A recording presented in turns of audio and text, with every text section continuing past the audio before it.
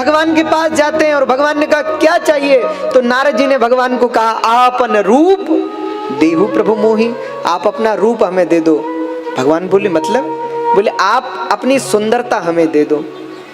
इसलिए हम सबसे कहते हैं कि कुछ भी मांगो, लेकिन मांगने के बाद एक चौपाई भगवान से जरूर कहो। क्या मांगने के बाद भगवान से कहो, जेहि विधिनाथ होई हित मोरा, करहु सो बेगी दास में तोरा, करहु सो बेगी दास में तोरा।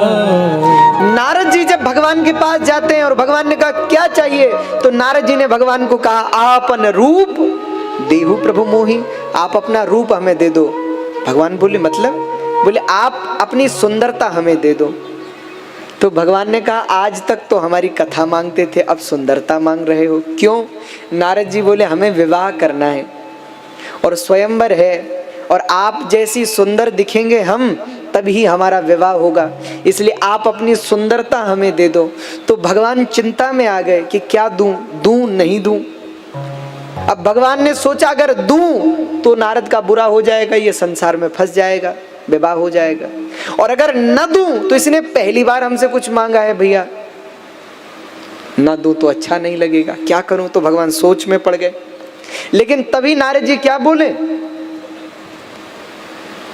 जेहि विधिनाथ होई हित मोरा, प्रभु जिसमें मेरा भला है करहु सो बेगी दास में तोरा, जिसमें मेरा भला है वो जल्दी करो, मैं आपका सेवक हूं। तो भगवान ने कहा नारद जी जो मांग रहे हो उसमें भला नहीं है, मन में कहा भगवान ने ऐसा। तो भगवान ने क्या किया, अपनी तरह चतुर्भुज बना दिया, पीतांबर पहना दिया, कौस्तुभ मणि पहना दी, मुकुट कुंडल पहना दिया, श्रृंगार कर दिया, सब अपने जैसा, केवल एक गड़बड़ कर दी। क्या? मुख किसका लगा दिया? मुख लगा दिया बंदर का। अब नारद जी बिल्कुल भगवान की तरह दिख रहे हैं, चार भुजा, सुंदर पीतांबर, सुंदर उत्तरीय, सुंदर माला, सब कुछ, लेकिन मुख बंदर का। अब नारद जी को सब तो दिख रहा है पर अपना मुख नहीं दिख रहा है। तो नारद जी गए स्वयंवर में, तो विवाह नारद जी का हुआ नहीं। बाद में रामचरितमानस में बड़ी विस्तार से कथा है कि नारद जी को जब सारी घटना का पता चला कि हमारे साथ ऐसा किया है भगवान ने, तो नारद जी खूब गालियां देते हैं भगवान को, श्राप भी देते हैं।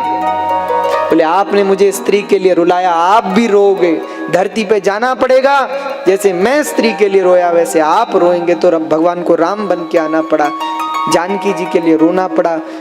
नारद जी बोले आपने हमें बंदर बनाया, लोगों को हम पर हंसाया, हम भी श्राप देते हैं आपको, यही बंदर आपकी सहायता करेंगे।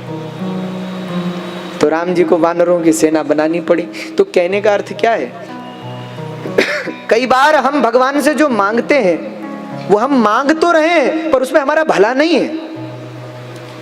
कभी आप भगवान से कुछ मांग रहे हो और भगवान नहीं दे रहे हैं तो भगवान से जिद मत किया करो, इसका मतलब वो आपके लिए अच्छा नहीं है जो मांग रहे हैं। इसलिए भगवान से कुछ भी मांगो, लेकिन सबसे आखिरी में कहो प्रभु करना वही जिसमें हमारा भला है।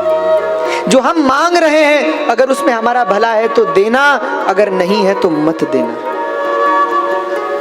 रत्नमाला ने जब पहले मांगा, बोले ऐसा पुत्र मेरा होता तो कितना अच्छा होता, भगवान ने कहा तथास्तु। फिर कहा ऐसा पुत्र मेरा होता, उसे विष पिला के मार देती, भगवान ने कहा तथास्तु। तो अगले जन्म में पूतना हो गई तो भगवान को गोद में भी बिठाया, दूध भी पिलाया और विष भी पिलाया महाराज। भगवान ने रत्नमाला का कल्याण किया। इसके उपरांत कंस ने शकटासुर को भेजा, भगवान ने शकटासुर को मारा। तृणावर्त को भेजा, भगवान ने तृणावर्त को मारा। यहां भगवान शंकर के मन में विचार आया कि सब जा रहे हैं भगवान का दर्शन करने, हम भी चलें। तो शंकर जी भी महात्मा का रूप बना करके पहुंच गए नंद भवन गोकुल। ठाकुर जी का दर्शन करने के लिए। अच्छा, भगवान के दर्शन करने की चाह किसके मन में नहीं होगी भैया। तो शंकर जी भी पहुंच गए दर्शन करने को, पर जशोदा मैया ने तो साफ इनकार कर दिया, बाबा भिक्षा चाहिए तो ले जाओ, दर्शन हम नहीं कराएंगे।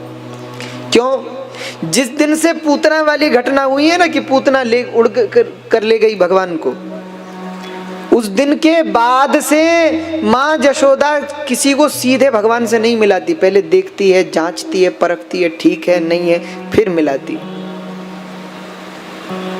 तो यहां जब पूतना की मृत्यु हुई, एक घटना और सुखदेव जी ने कही। बोले जब पूतना की मृत्यु हुई, हमारे नंद जी गए हुए थे मथुरा कंस के यहाँ कर दे के